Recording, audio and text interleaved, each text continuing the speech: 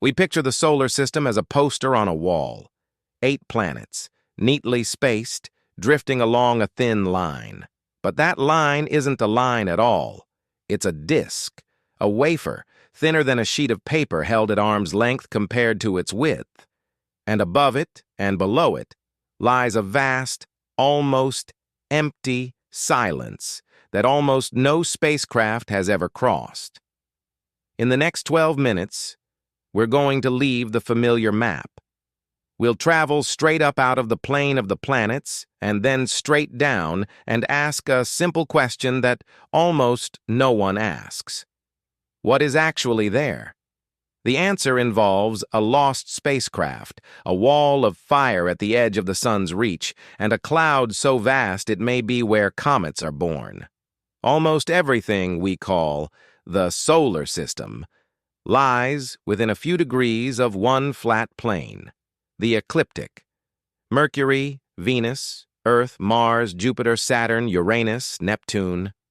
Even the dwarf planet Pluto, the rebel of the family, is tilted only 17 degrees off this plane. The asteroid belt sits inside it. The Kuiper belt far beyond Neptune hugs it too. This isn't a coincidence. It's a fingerprint of how our solar system was born. Roughly 4.6 billion years ago, a vast cloud of gas and dust began to collapse under its own gravity. As it shrank, it spun faster, like a figure skater pulling in her arms. Centrifugal forces flung material outward at the equator, while gravity pulled it inward along the poles.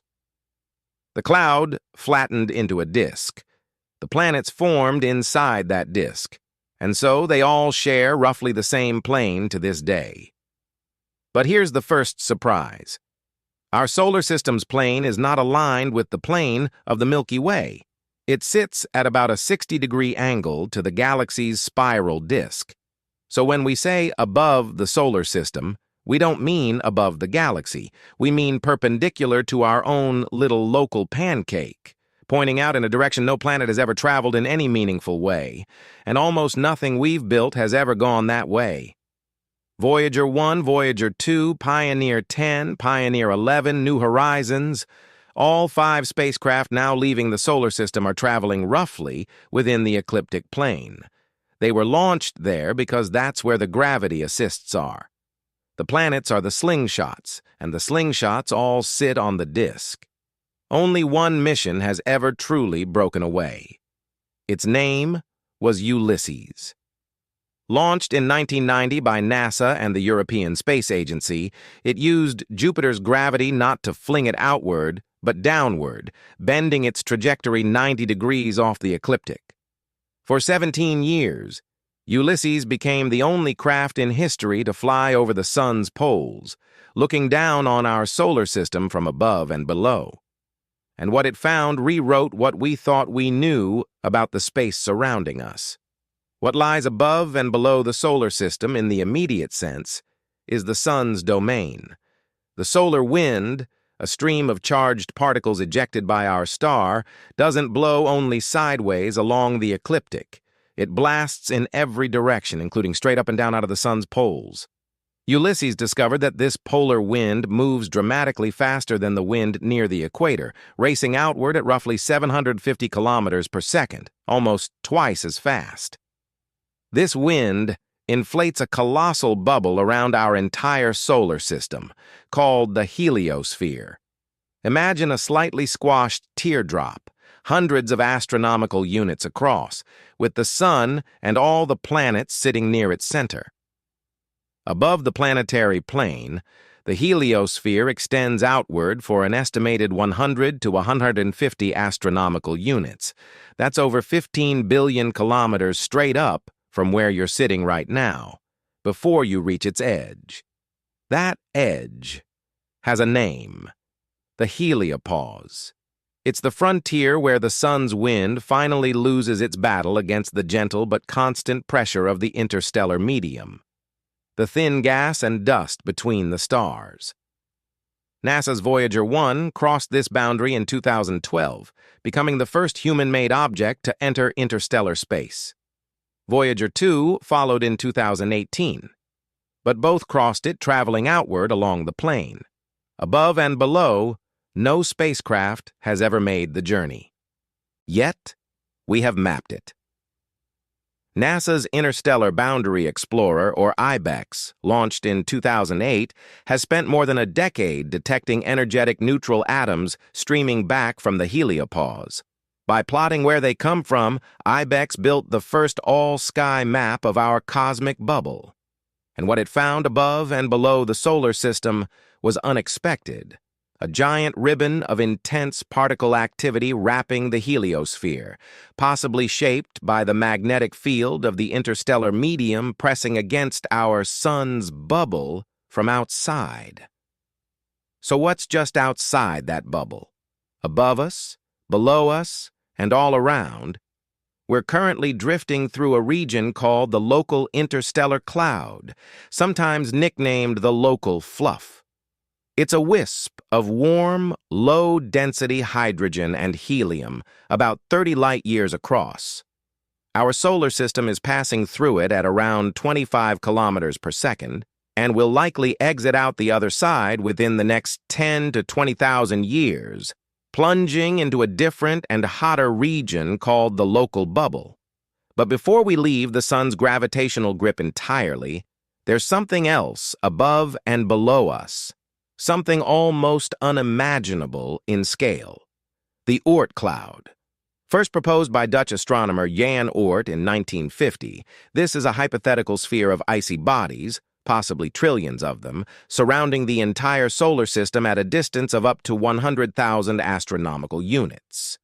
Unlike the Kuiper Belt, the Oort Cloud is not a disk. It's a shell. It exists above us, below us, in every direction, and it's where most long-period comets are believed to originate. The Oort Cloud is so far out that Voyager 1, traveling at 17 kilometers per second, won't reach its inner edge for another 300 years. It won't exit the far side for another 30,000. If you stripped away the sun and let an Oort Cloud comet drift, it would barely notice our star at all. Out there, the gravitational tug of passing stars and the tides of the Milky Way itself are nearly as strong as the sun's pull. And above the Oort Cloud, truly above, perpendicular to our planetary plane, the view opens onto the galaxy itself. Look up from the North Pole of the solar system, and you're looking out into the relatively empty halo of the Milky Way, away from the dense star-forming arms. Look down from the South Pole, and you're peering at a similar emptiness, but with a clearer view of distant galaxies, unobstructed by the dust of our own galactic disk. This is, in fact, why some of the deepest images ever taken, like the Hubble Deep Field, were aimed in directions roughly out of the galactic plane. Here's the part that reframes everything.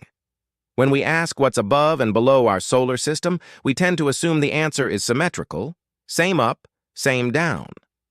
But the universe doesn't owe us symmetry.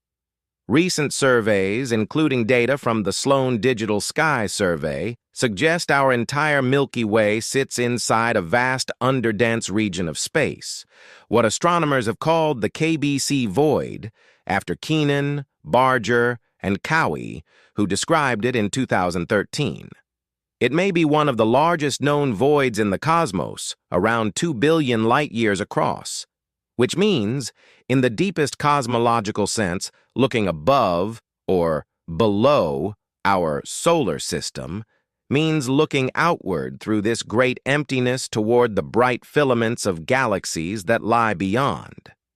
We are, quite literally, sitting in a cosmic clearing, a quieter neighborhood than most.